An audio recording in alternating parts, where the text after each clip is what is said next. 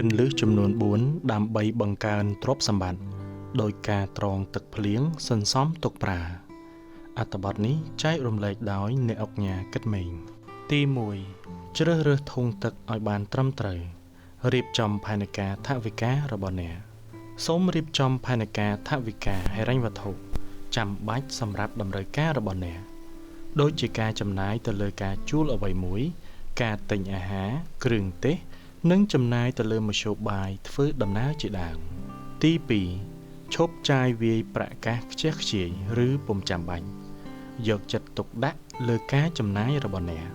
សូមបញ្ឈប់ការចំណាយតិចតួចដែលខ្ជះខ្ជាយហើយការបញ្ឈប់នេះនឹងធ្វើឲ្យអ្នកអាចសន្សំប្រាក់ថែមទៀតសម្រាប់ពេលវេលាណាមួយដែលអ្នកត្រូវការទី3រក្សាធុងបន្ថែមសម្រាប់អាកាសធាតុក្តៅខ្លាំងបង្កើតមូលនិធិសង្គ្រោះបន្ទាន់បើគ្មានមូលនិធិសង្គ្រោះបន្ទាន់ទេអ្នកអាចមានបញ្ហាប្រឈមផ្នែកហិរញ្ញវត្ថុនោះហើយជាមូលហេតុដែលធ្វើឲ្យអ្នកត្រូវតែមានមូលនិធិសង្គ្រោះបន្ទាន់ដែលអ្នកត្រូវបង្កើតវាឡើងបន្តិចម្ដងដោយភាពប្រាកដប្រជាដើម្បីជួយអ្នកក្នុងគ្រាលំបាកទី4ប្រើទឹកភ្លៀងដើម្បីបង្កើតទឹកបន្ថែមទៀតគឺវិនិយោគសូមស្រមៃថាអ្នកដាំដើមឈើដោយអ្នកយកទឹកភ្លៀងដែលអ្នកបានសន្សំមកស្រោចយូរទៅដើមឈើទាំងនោះលូតលាស់ខ្លាំងហើយនឹងធ្វើឲ្យមានភ្លៀងធ្លាក់កាន់តែច្រើនការវិនិយោគក៏ដូចជាបែបនេះដែរ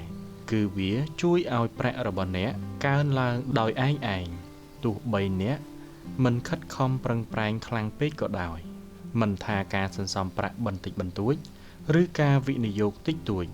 វានឹងធ្វើឲ្យប្រាក់របស់អ្នកកើនឡើងទៅតាមពេលវេលាទង្វើតូចៗជាប្រចាំថ្ងៃបែបនេះនឹងផ្ដល់លទ្ធភាពគប់ចិត្តដល់អ្នកនៅពេលអនាគតសូមចាប់ផ្ដើមសន្សំប្រាក់ទោះតិចតួចក្តីហើយឈប់ចាយវាយខ្ជះខ្ជាយពាក្យចាស់ពោលថាតក់ពេញបំពង់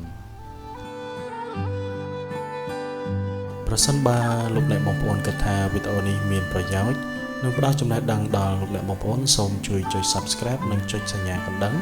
ដើម្បីទទួលបានវីដេអូថ្មីៗបន្ថែមទៀតសូមអរគុណសូមជម្រាបលា